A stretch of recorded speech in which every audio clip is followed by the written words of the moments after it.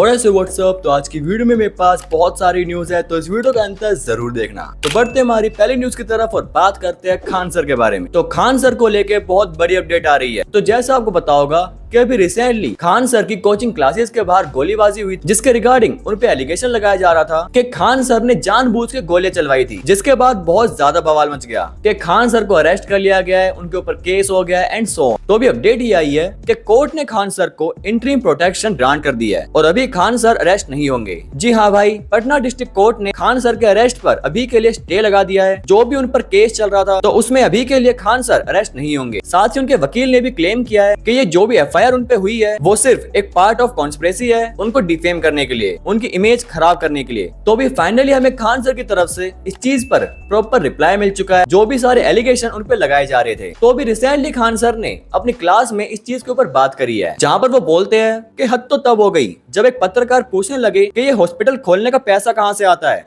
हम कभी पैसा नहीं लेते। राज शमानी के चैनल पर काफी सारे लोगों ने पैसा दिया था, उन्होंने कहा भी था कि सर हम ये पैसा आपको भेज देते हैं, लेकिन मैंने मना कर दिया कि मत भेजिए। मुंबई में ही कोई जरूरतमंद हो तो इन पैसों से उनकी हेल्प कर देना। कभी बोलने लगे कि हम कपिल शर्मा शो में पैसे दे के गए थे।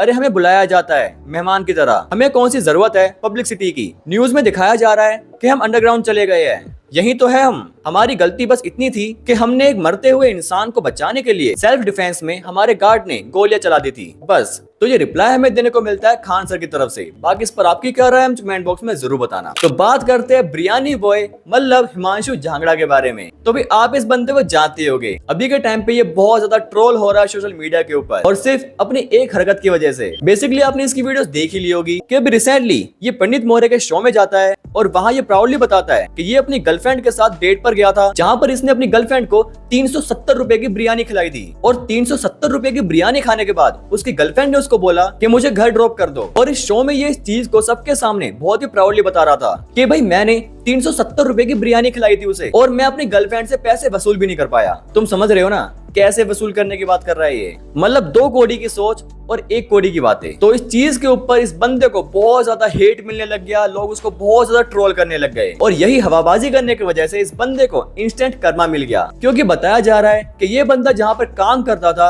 उस ऑफिस से इसको निकाल दिया गया है, और इसी चीज का कंफर्मेशन देते हुए हमें ये वीडियो मिली, जहाँ पर ये क्या कहते हैं आप देखिए। Hi everyone. Over the last 24 hours, I have received hundreds of messages, emails, calls regarding one of our employees, Himanshu Jhangra. Like many of you, I came across the clips that have been circulating online. Let me be very clear. The statements shown in those clips are offensive. They are not something I agree with. They are not something our company stands for, and they certainly should not be influencing young minds. We reviewed this matter internally. We spoke to our team, including female employees. We reviewed his conduct inside the workplace, and we asked difficult questions. But interestingly, we could not find a single complaint against him from our team. Team described him as professional, respectful, hardworking, and well-behaved at work. But what happened outside the workplace has now affected the workplace, and I have the responsibility towards the company, our team, our clients, and the environment we create. That is why we have decided to part ways with Himanshu. But before I end this, I want to say something that many people may disagree with.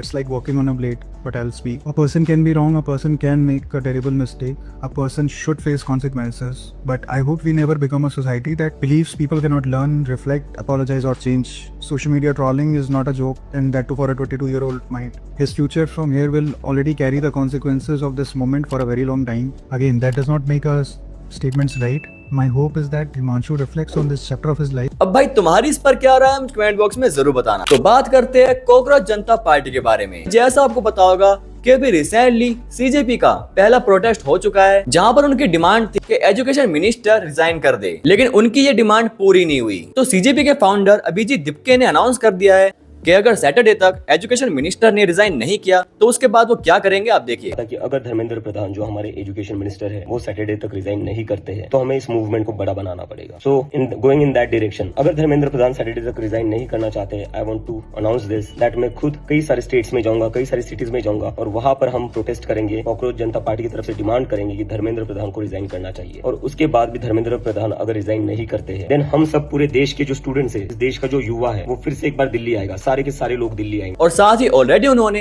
अपने अगले protest की date announce कर दिया है कि उनका अगला protest Pune में होने वाला है 11 जून को। और जैसा आपको पता होगा कि ये पूरा मैटर नीट के पेपर लीक होने के बाद हुआ था, तो अभी नीट का री एग्जाम होने वाला है जिसकी डेट फाइनल हो चुकी है 21 जून। और बताया जा रहा है कि इस बार बहुत टाइट सिक्योरिटी होने वाली है। बताया जा रहा है कि जो पेपर सेटिंग टीम है इंक्लूडिंग मॉडरेटर्स एंड ट्रांसलेटर्स, उन सबको अंडर स्ट्रिक्ट आइसोलेशन में रखा गया है, एक अनडिस्क्लोज लोकेशन में, जहां phones, laptop, smart watches and personal communication devices भी रिस्ट्रिक्टेड रहेंगे। और साथ ही एंट्री एंड एग्जिट को भी मॉनिटर किया जाएगा। और साथ ही एनटीए ने यह भी अनाउंस कर दिया है कि नीट के पेपर ट्रांसपोर्ट करने के लिए वो इंडियन एयरफोर्स का यूज करने वाले हैं। तो बात करते हैं श्री श्री श्री सौरभ जोशी के बारे में। तो भाई सौरभ जोशी ने अपने फैंस और अपनी ऑडियंस का बहुत सही वाला काट दिया है। तो बेसिकली जैसा आपको पता होगा कि अभी कुछ टाइम से हमें सौरभ जोशी की वाइफ अवंतिका भट्ट उनके व्लॉग्स में नजर नहीं आ रही थी, जिसको लेकर बहुत सारे लोग उनसे पूछ रहे थे कि अवंतिका भाभी कहाँ गई, उनको जल्दी व्लॉग में लेके आओ, लोग उनको बहुत ज्यादा मिस कर रहे हैं। और सौरभ जोशी ने भी क्या एक्टिंग करी थी भाई, मतलब अपने रिप्लाई में उन्होंने ऐसा दिखाया था कि भाई माहौल थोड़ा स्ट्रेस्ड है, अवंतिका भट्ट यहाँ पे है ही नहीं, वो कहीं पे चली गई है, और जैसे ही कोई सॉल्यूशन निकल आएगा आपको पता चल जाएगा कि जैसे पता नहीं कोई डिवोर्स का ही सीन चल रहा है। और फिर अपने ही ब्लॉग्स में कहीं ना कहीं अवंतिका भट्ट का रिफ्लेक्शन दिखा दिया, उनके पीछे से आवाज आ रही है, और कहीं कहीं जगह पे वो दोनों एक साथ स्पॉट भी हुए। और ऑडियंस कंफ्यूज हो गई कि भाई यहाँ पर चल क्या रहा है। सौरभ जोशी कह रहा है कि वो उनके साथ नहीं है, और कहीं कहीं पे वो उनके साथ दिख रही है। लेकिन यहाँ पर कुछ लोगों को पता चल गया था कि सौरभ जोशी कोई हाइप क्रिएट कर रहे हैं, और अभी इसका रीजन रिवील हो चुका है, जहाँ पर सौरभ जोशी ने अपना बैंगर रिलीज कर दिया है। ये देखने के बाद मेरे दिल में ना ढिंचक पूजा के लिए रिस्पेक्ट बढ़ चुकी है। मतलब भाई वो चाहे कुछ भी बनाती थी, लेकिन कि भाई आपकी इस पर क्या राय है मुझे कमेंट बॉक्स में जरूर बताना। तो बात करते हैं एक वायरल वीडियो के बारे में। तो आपने भी ये वीडियो देख ही ली होगी सोशल मीडिया के ऊपर, जहां पर एक फीमेल डांसर परफॉर्म कर रही होती है और एक पर्सन उनके पास आके उनको बहुत ही चीप तरीके से टच करने लग जाता है। इसके बाद वो फीमेल डांसर उनको थप्पड़ लगा देती है। तो ये वीडियो यूपी के हाथरस की है, जहाँ पर डांसर दीपाली चौधरी जब स्टेज के ऊपर परफॉर्म कर रही थी